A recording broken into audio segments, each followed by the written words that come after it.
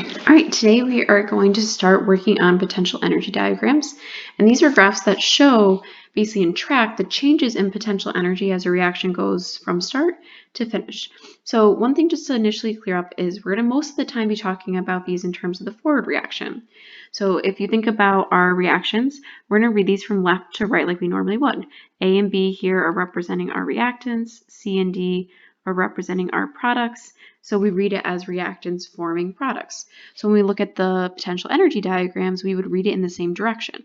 Here are reactants that we start with, and then they're making the products on the right-hand side. So we would look at this left to right as our forward reaction.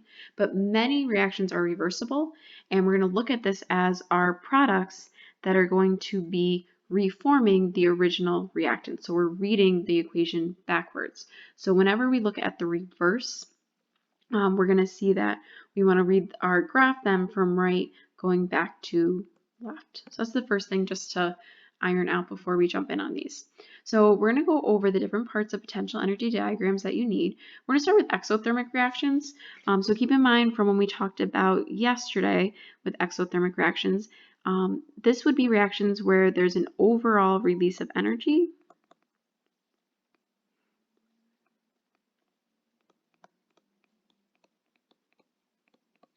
Okay, we talked yesterday about how this would be a negative heat of reaction, which means that our products have less energy than our reactants. Okay, so if you remember that, just to review, delta H is equal to the enthalpy or energy of our products minus the energy or enthalpy of our reactants. So if you think of how you would get this negative here, this product would have to be a smaller number minus a larger number in order to get that. Okay, so let's look at the different parts of this. So just like I was mentioning before, we would normally look at starting with our reactants. So I'm just going to put an R here just to represent the reactants. So this line represents the energy that the reactants are already starting with. So how we would represent that, so right now I don't have numbers on our scale, but if I make this line segment, that represents that whatever this number is on the scale, minus 0, would be equal to the potential energy of those reactants. So I'm going to place a 1 here. We have that one right over here. So that line segment represents just how much energy the reactants have.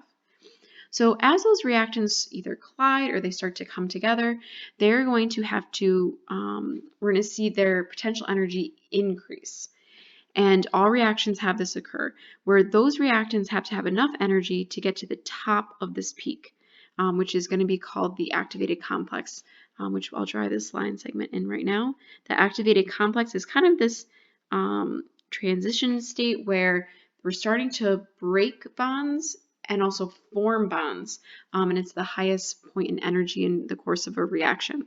So this would actually be labeled 3 here. So reactants have to have enough energy to form that activated complex. That change in energy, so starting with whatever energy the reactants already have and going up to the energy of that activated complex that they have to get to, that is called the activation energy. This is one that's really important on here. And down here, I just have the definition. The activation energy is the amount of energy needed to get a reaction started. Think about if you activate an account or a device, you're starting it up. So this is the energy it needs to form the activated complex from those reactants. Okay, if this was an actual hill and you were over on the reactant side and you needed to get to your friend's house on the other side, you have to have enough energy to get to the top. If you only make it to here, well, then you're never going to make it to the other side. And the same thing with the reactants forming the products. So then once they do get enough activation energy, they will then move apart into the new products. You're going to see a release of energy when that occurs over here to our products. So the energy that those final products have, that we represent with the line segment going from products down to 0, which I'm just going to label as 4 on this graph. So that's the potential energy of our products. Okay, another really important one on this graph that we can actually calculate or just identify is our heat of reaction. So remember, that's the difference of our products and our reactants. So the line segment would have to connect those 2 points. So I'm just going to kind of create it over here where this arrow here connects the products and reactants. So that represents the amount of energy that represents that heat of reaction. And for this particular reaction, you're always going to see exothermic reactions, where the reactants have to be higher than the products, which is symbolized by this, which gives us in this graph a negative delta H. All right, and then finally, the last part is, like I mentioned, we can look at these reactions as going backwards as products reforming our reactants. And if they are going to move in a reverse direction, well, those products have to get enough energy to reform that activated complex, which on this graph represents a lot of energy. So this line segment going from the products all the way back up to that activated complex, that is representing the activation energy of the reverse reaction.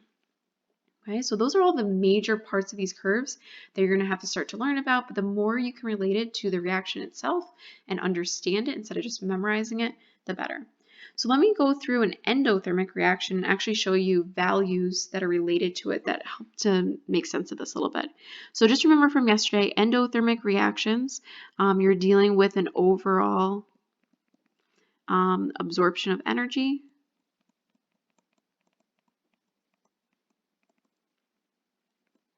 So this would be a positive delta H, which means that our products have to have more energy than our reactant.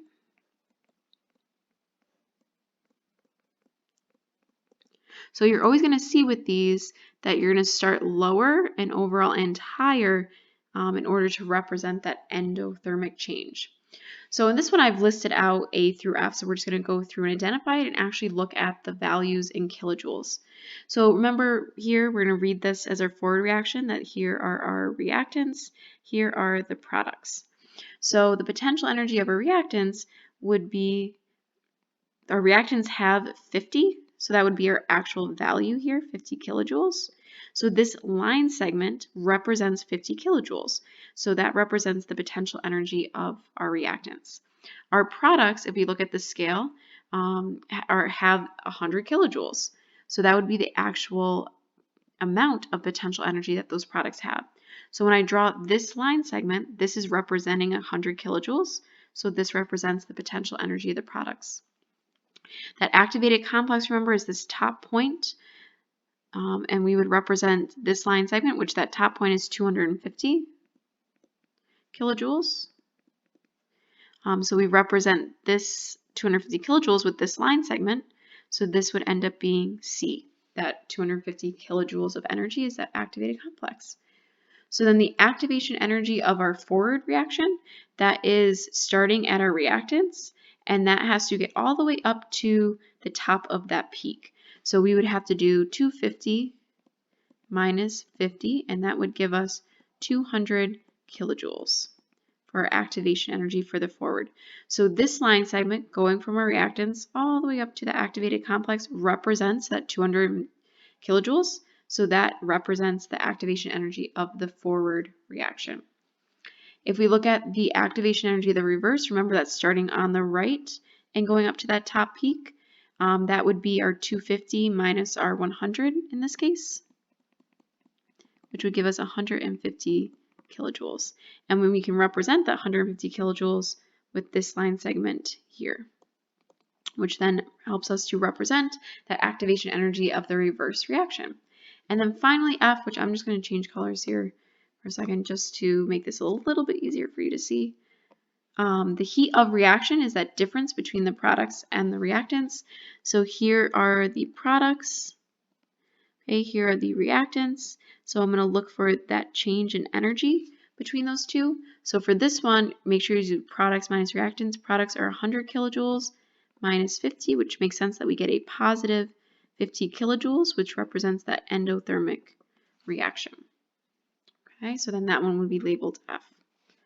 All right, so not only should you be able to identify the line segments, but you should also be able to actually come up with the values.